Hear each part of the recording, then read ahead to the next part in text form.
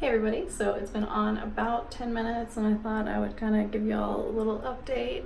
I know it looks a little funny, but it definitely feels good. I can really feel it moisturizing my skin and just plumping it, and it feels wonderful. So definitely loving it. I'll leave it on about 5-10 more minutes and then wash it off and I'll be good to go. Okay, so I am all done. I just washed the mask off. My face is feeling smooth and soft and moisturized, and I definitely love this recipe. So anyways, if you guys make the recipe yourself and recreate it, please post a picture to the group. I would love to see your green face. So anyways, I hope you guys liked this video and enjoyed it, and I will see you next time, and I hope you have a wonderful day. Bye.